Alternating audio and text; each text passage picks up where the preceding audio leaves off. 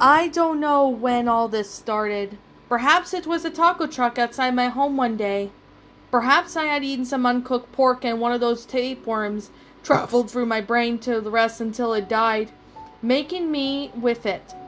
Maybe it was a water bug that enjoys traveling up your nose into your brain when you snort it into the system through that tepid tropical waters. Whatever it is, it happened when I was in South Florida. I didn't notice it right away, but I knew something was off. During the day I stumble and fall and want to sleep all morning long. I thought I had a cold as I was sneezing and sniffling uncontrollably, until I downed some of the horrible tasting cough and cold medicine that lets you sleep for the night. I woke refreshed and feeling like a new person. I was happy, vibrant. My whole outlook on life had changed. In fact, I felt like I was a better person.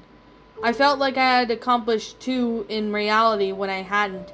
It didn't matter. I wasn't bipolar person or manic depressive in many terms, but I felt so much different. Felt like I could conquer the world. I went into work with a smile, which was a huge attitude change for me. People noticed. They've actually smiled back. That had never happened before. Some were confused. Even I heard Leslie ask her sidekick if someone had removed the stick from my ass. I laughed at her and winked. Now that was funny. She seemed a bit confused as I didn't normally speak to her, but I let her know that donuts were on their way and her happy fat ass would enjoy them. I think it was my first mistake of the morning. She burst into tears and suddenly everyone was against me. I didn't mean anything by it. She calls herself fat ass all the time. I abruptly apologized and went to my office. Would you like some coffee, ma'am? My secretary spoke in the intercom. She was usually chipper, but I could tell the voice was concern in her voice. Yes, please, and would you bring in those donuts? I'm really hungry. A few minutes later, the donuts appeared with the coffee I had asked her. Mims was really such a good slave working at my low income. Maybe I'll give her a raise. Maybe not.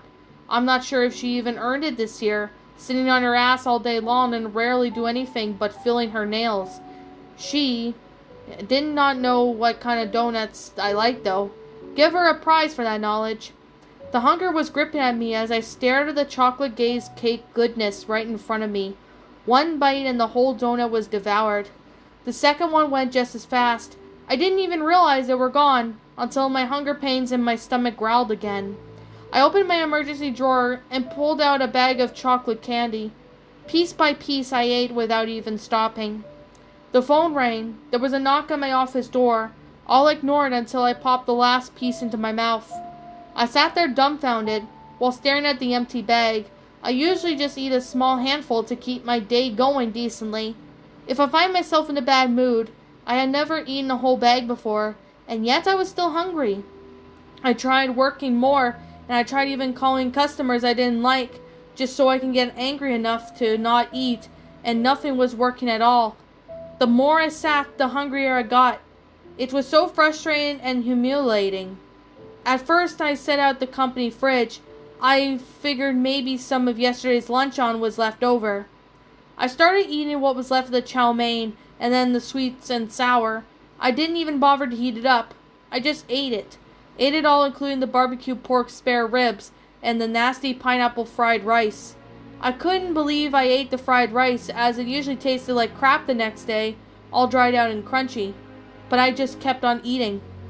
I searched around for more food. Other people had lunches in the fridge.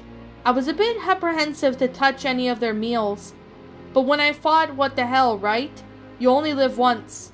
People were gathering around as I started off with Greg's meatloaf sandwich and then Francesca's tuna sandwich salad. I guzzled down Pat's protein drink, and then George's Subway sandwich from the deli. After the whole fridge was devoured, the hunger grew, and I pushed through the crowd, leaving the whole mess on the table, and went out to my car.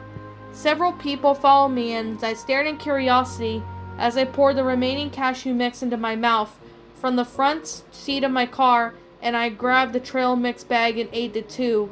Sadly, I was still hungry, so I drove off. Screw the job. Who needs to sit there anyway talking to some whiny customers anyway? All I do is bitch all the time. I hit the store on the way home and grabbed a huge family pack of ground beef. Suddenly it then hit me. All I really wanted was meat. I brought it up to many family packages that I could be doing of pork chops, bacon, steak, and then some. The store clerk looked at me almost cross-eyed when the total of $750 ran up in the register. I know I didn't have that much considering and checking, so I pulled out my company card. Hell, they were probably going to fire me anyway at that point. I might as well use as much as I could. Before arriving at home, I used their card once again and bought a few bacon cheeseburgers and mushroom Swiss burgers at the fast food place. The first 6 I have scarfed down before I hit my driveway. Tom, the neighbor, had a crush on for 4 years after I moved in, ran up to me to help with groceries as I got out of the car. He hoisted a few bags in his arms and I carried the fast food and keys. I opened the door and he rushed in and put them on the table. "Having a BBQ?" he asked while pointing at the meat. "Thinking about it," I lied. I didn't want him to know it was all for me. He eyed the fast food bags and nodded. "Just let me know, okay? I have to get on to work now." "What time will you be home?" I asked, not knowing why. "Around 4, he said. Started to walk out the door. "Come back later and then I'll have some." I smiled and felt a little weirder for asking. It hadn't crossed my mind. Almost like eating all of the food in the fridge, I just did it for no reason. After putting away the groceries, I started off the bags of fast food. After the first 2, I really hadn't have an appetite for the buns and tossed them all away.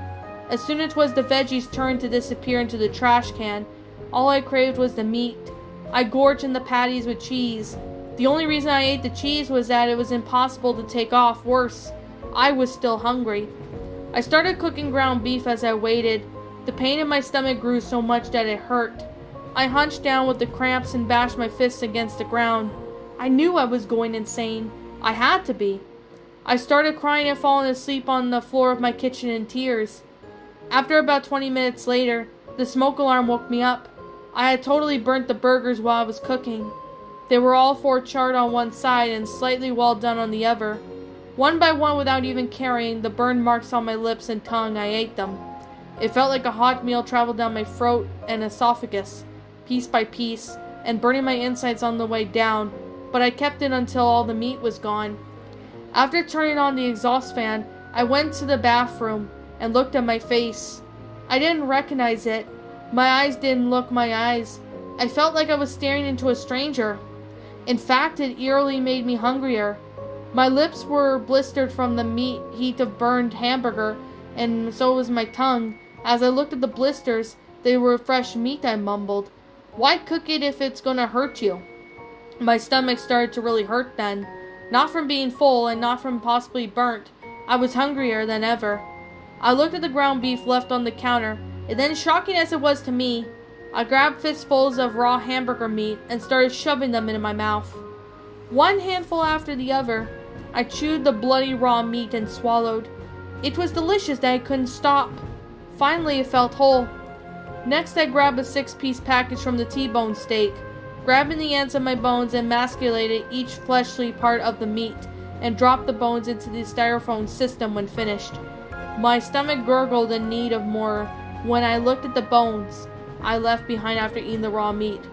Piece by piece, I chewed up the bones, breaking teeth in process, and sometimes stabbing my gums and cheeks.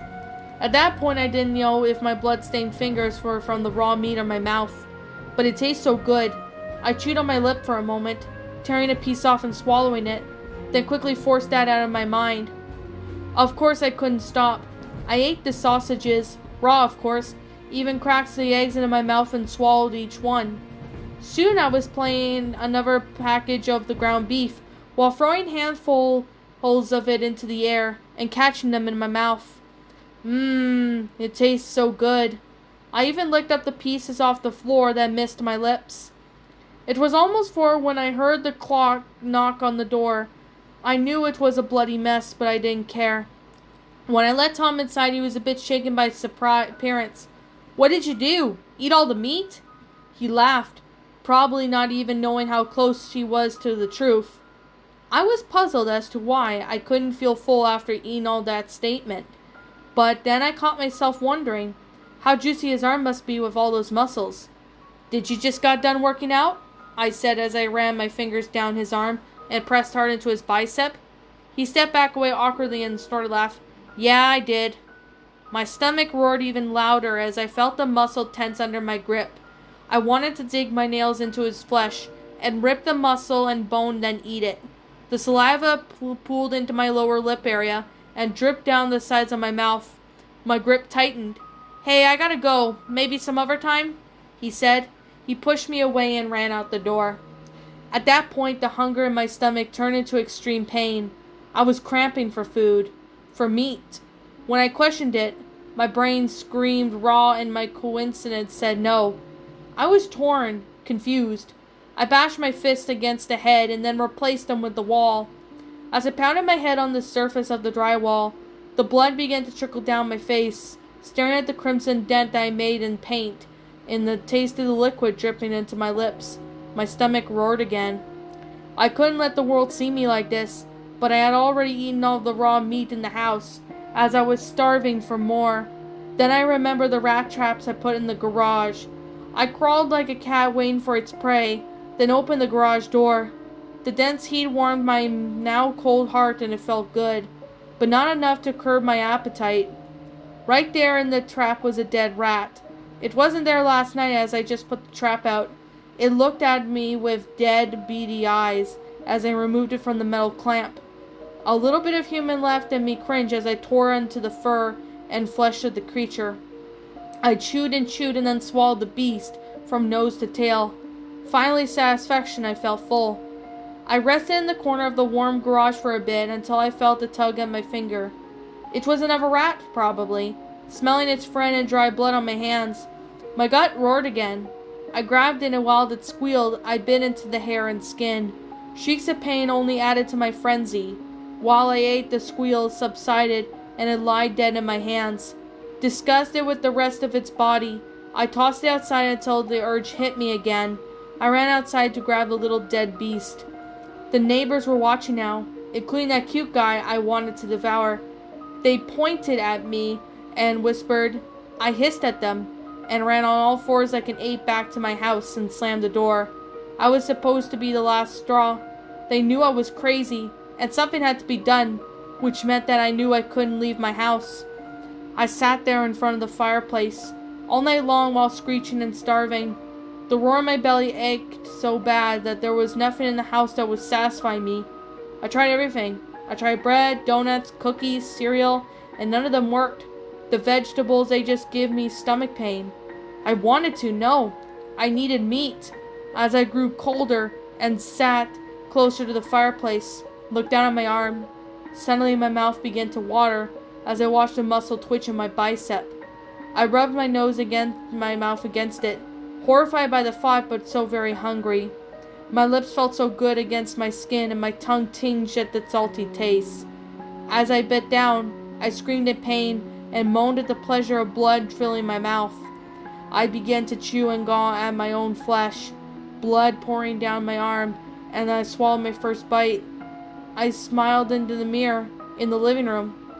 I'm not sure if it was the scream that brought the police over or they were already on their way because of my strange behavior outside, but I couldn't remember, lying there with half my arm gone and my body in a state of shock and hiding the pain. As they picked me up and put me in the gurney, I laughed and my stomach roared. Days later, I lay strapped down into a hospital bed in the drug-induced coma. I remember hearing the doctor talking about my x-rays to another. He said something about a worm in my brain that was similar to a pork worm touching my hippopotamus and another in my frontal lobe. They said nothing could be done about it until the worms either died or I died because surgery removing the worm would kill me or leave me a vegetable. As one of the doctors leaned over and checked my eyes, my stomach began rumbling. What's up, my pretties? It's the Lion Queen here. I want to appreciate you all for tuning into this video, and I do appreciate you guys supporting my video by giving this video likes and stuff.